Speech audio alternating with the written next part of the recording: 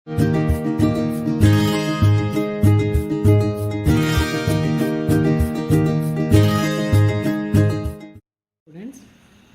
இன்றைக்கி என்ன டாபிக் நம்ம பார்க்க போகிறோம் ஈக்குலிபிரியம் லெசனில் அப்படின்னா, equilibrium constants KP and KC. இந்த கேபின்னா என்ன அப்படின்னு பார்ப்போம். கேபின்னா equilibrium constant expressed in terms of partial pressure. KC equilibrium constant expressed in terms of concentration of the solution, concentration of the reactants and products. Okay, ஒரு example வச்சு பார்ப்போம். இப்போ ஈக்குலிபிரியம் கான்ஸ்டன்ட் வந்து சிம்பாலிக் ரெப்ரசன்டேஷன் தான் உங்களுக்கு சொல்லியிருக்கிறேன், Kp and Kc. What is Kp? Equilibrium constant expressed in terms of partial pressure. What is Kc? Equilibrium constant expressed in terms of concentration. Okay, இப்போது ஒரு ரிவர்சிபிள் ரியாக்ஷனை கன்சிடர் பண்ணும். A and B are the reactants to forms C and D of the products. Aயும் Bயும் reactants, it combine with one another to form C and D. ஆனால் A, how many moles of A is taken? X moles of A reacts with Y moles of B, it gives L moles of C and M moles of D. So the X, Y, L, M இதெல்லாம் the coefficient values of the reactants and the products. சரியா? இப்போ forward reaction என்னது? இது வந்து ஒரு reversible sign கொடுத்துருக்கோம். Forward reaction A and B, it gives C and D. அதுதான் forward reaction. Backward reaction அப்படின்னா என்னது? C and D combine with one another to form A and B. அது backward reaction. So, applying the law of mass action. Law of mass action, yesterday I explained you. Law of mass action நம்ம வந்து எப்படி calculate பண்ணுவோம்? According to the law of mass, the rate of the forward reaction is equal to rate of the forward reaction. Rate, அதாவது இங்கே forward reactionோட ரேட்டை R1, R of Fன்னு எடுத்துக்கணும். backward reactionோட ரேட்டை R of Bன்னு எடுத்துக்கணும். சரியா? Rate of forward reaction is directly proportional to the concentration of the reactants A and B. Concentration அப்படின்னா எப்படி எழுதணும்? ஒரு ஸ்கொயர் ப்ராக்கெட்டுக்குள்ளே போட்டு அது உள்ள எந்த ரியாக்டண்ட்டை போடுறோமோ அந்த ரியாக்டண்ட்டோட கான்சன்ட்ரேஷனை அதை மென்ஷன் பண்ணும். சப்போஸ் இதுக்கு எப்படி சொல்வீங்க? கான்சன்ட்ரேஷன் ஆஃப் பி, இது கான்சன்ட்ரேஷன் ஆஃப் ஏ. நீங்கள் ரீட் பண்ணுறதே இப்படி தான் சொல்லணும். So rate of forward reaction is directly proportional to the concentration of A and concentration of B.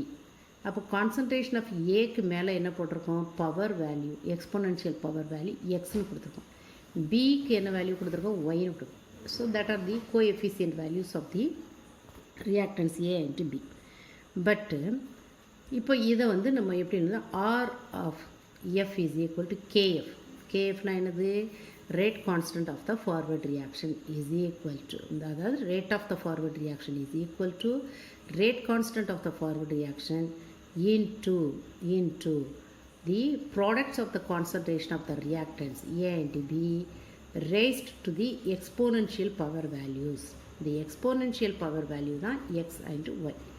அதே மாதிரி rate of backward reaction எப்படி கண்டுபிடிப்பீங்க? Rate of backward reaction is directly proportional to rate of backward reaction. ரிவர்ஸில் நடக்குதுன்னா எது ரியாக்டண்ட்டாக act பண்ணும்? சியும் டியும். அதனால தான் directly proportional to the concentration of C into concentration of D. Concentration of சியோட பவர் என்னது? எல்னு போட்டிருக்கோம். கான்சன்ட்ரேஷன் ஆஃப் டியோட பவர் எம்னு போட்டிருக்கோம். So rate of backward reaction is equal to what? KB into concentration of C into concentration of D to the power L எம்னு போட்டிருக்கோம். So இங்கே இந்த ரேஷியோ எடுக்கிறோம். இந்த கேஎஃப்க்கும் கேபிக்கும் உள்ள ரேஷியோ எடுத்தோம்னா then we will get the formula kf divided by kb is equal to concentration of the C into concentration of D, அதோட power value போட்டுக்கணும், divided by concentration of A into concentration of B. So this ratio, அதாவது ratio between the rate constant of the forward and the backward reaction is equal to Kc. Kc இங்கிறது என்னது? That is the rate constant expressed in terms of concentration. எதனால் அப்படி சொன்னோம்?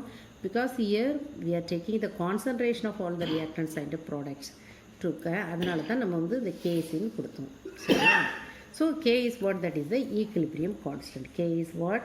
Equilibrium constant. இங்கே இது rate constant. K. Rate constant of F divided by rate constant of D. அதாவது equilibrium constant K. Equilibrium constant என்னது? When the rate of the forward reaction is equal to rate of the backward reaction, equilibrium will be attained.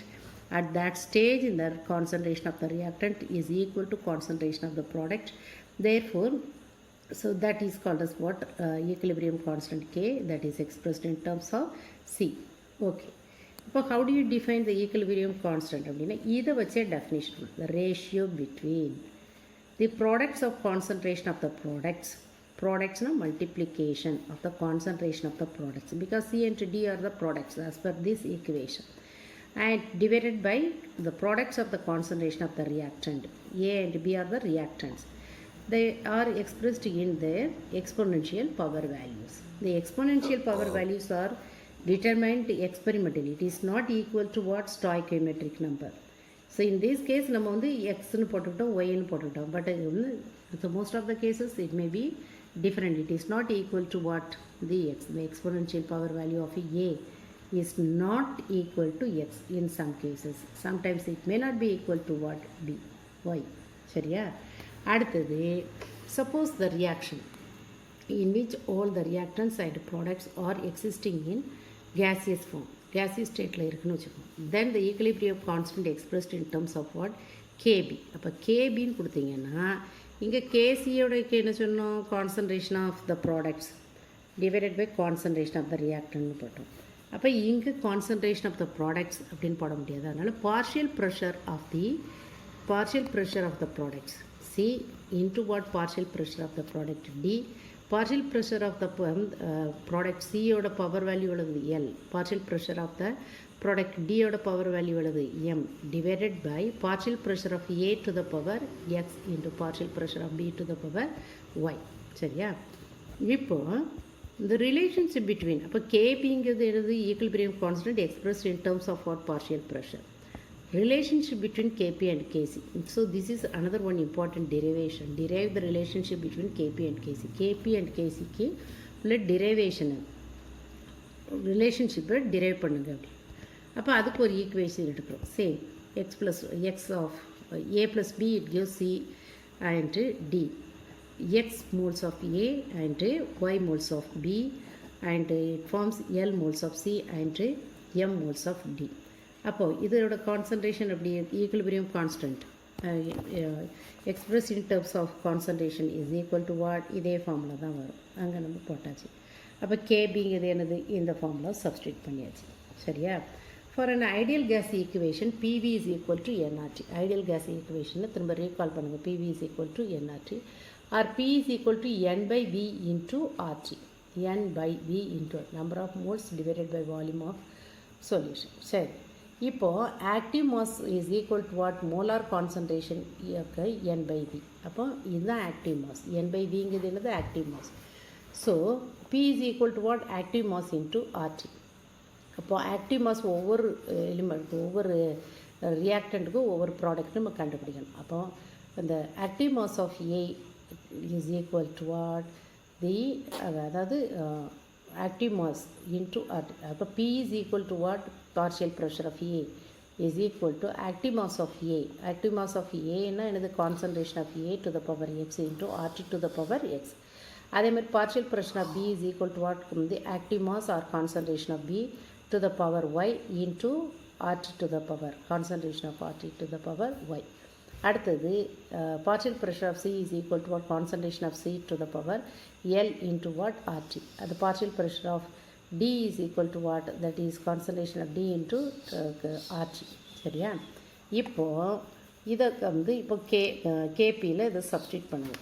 இந்த ஃபார்மில் நம்ம என்ன போட்டோமோ அது. அப்போ இது இந்த கான்சன்ட்ரேஷன் ஆஃப் சிக்கு பதிலாக இதை போட்டுரும், கான்சன்ட்ரேஷன் ஆஃப் டிக்கு பதிலாக இதை போட்டுரும். அப்போ பார்ஷியல் ப்ரெஷர் ஆஃப் ஏக்கு பதிலாக இதை எழுதணும். அப்போ இந்த எல்லா இதுலேயுமே எது கான்ஸ்டண்ட்டாக இருக்குது? ஆர்டி. அப்போது concentration of C into concentration of D into RT to the power L plus M, அந்த எக்ஸ்பொனென்ஷியல் பவர் வேல்யூ வருது. இப்போ divided by concentration of A into concentration of B into RT to the power X plus Y. சரியா? அப்போது இப்போ இந்த concentration of C to the power L, concentration of D to the power M divided by concentration A to the power X, concentration of B to the power Y. அப்போ இதுக்கு பதிலாக நம்ம என்ன போட்டுடலாம்? KC. So KP is equal to KC into RT to the power del NG. del NG எப்படி கண்டுபிடிச்சிங்க? L plus M add பண்ணி அதிலேருந்து எதை மைனஸ் பண்ணோம், எக்ஸ் ப்ளஸ் ஒய்யோட வேல்யூ மைனஸ் பண்ணால் நமக்கு del ng வேல்யூ கிடைக்கும். அதாவது del ng is equal to number of gases, equal to number of moles of gaseous products minus what number of moles of gaseous reactant. சிம்பிளாக சொல்ல போனால் அது சரியா. அப்போ அதுக்கு வந்து அதை தான் இங்கே கொடுத்தாங்க. del ng is the difference between the sum of the number of moles of the products minus what sum of the number of moles of the reaction. அப்போ இதுக்கு வந்து இப்போது sometimes del ng value may be 0, sometimes the del ng value may be greater than 0, sometimes the del ng value is less than 0 இருக்கும். அப்போ அதுக்கு ஒவ்வொரு example பார்க்குறோம். இப்போ hydrogen plus iodine it gives what 2H. How do you calculate del ng value here? Del ng is what number of moles of gaseous products minus what number of moles of the gaseous reactant. Number of moles of gaseous products எத்தனை இருக்குது 2. Number of moles of gaseous reactant 1 plus 1. For 1 mole of hydrogen and 1 mole of iodine. So 1 plus 1 2. அப்போ 2 minus 2 that is equal to what 0. சரியா. அதே மாதிரி N2 plus O2 it gives 2NO. இது another one reversible reaction. இங்கேயும் பார்த்தீங்கன்னா how do you calculate the del ng value? Del ng is equal to 2 the number of moles of gaseous product 2 minus what number of moles of the gaseous reactant 1 plus 1 2. So 2 minus 2 0 ஆயிரும். So அடுத்தது when del ng அப்போ என்னாகும், del ng யோட value 0வாக இருந்ததுன்னா Kp is equal to Kc into RT to the power 0, இல்லைனா Kp is equal to Kc only. இப்போது when del ng is equal to positive then Kp is equal to what Kc into RT to the power வந்து என்ன வரும், positive sign வரும். Kp is greater than Kc. இப்போ for example 2NH3 2 moles of ammonia and dissociation it gives N2 plus 3H2. அப்போது number of moles of the product 4 வரும், number of moles of the reactant 2 வரும். So 4 minus 2 2. So the del ng value is what positive in that case. So what happened, the Kp is always greater than Kc, இல்லைனா Kp is equal to what Kc into RT to the power positive value. சரியா. அடுத்தது அதே மாதிரி PCl5 and dissociation it gives PCl3 plus Cl2. இங்கே பார்த்தீங்க அப்படின்னா 2 moles of the product minus what 1. அப்போது நமக்கு வந்து என்ன கிடைக்குது, 1 is the minus 1 is the answer. 2 minus 1 that is equal to plus 1. So these two are example for which one Kp is greater than Kc plus value. அதாவது del ng பாசிட்டிவாக இருந்ததுன்னா Kp is always greater than Kc. Suppose del ng நெகட்டிவாக இருந்ததுன்னா Kp is less than Kc, இல்லைனா Kp is equal to Kc into RT to the power negative value. சரியா. அதுக்கு ரெண்டு example கொடுத்துருக்காங்க. 2H2 plus O2 it gives 2H2. Number of moles of the product is equal to 2. Number of moles of the reactant 3. So 2 minus 3 that is equal to what minus 1. அப்போ del ng value வந்து minus 1. அப்போ minus 1ன்னா நமக்கு என்ன வரும், Kp is less than Kc வரும்.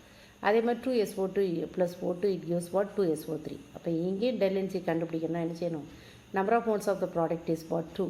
2 minus number of moles of the reactant 3.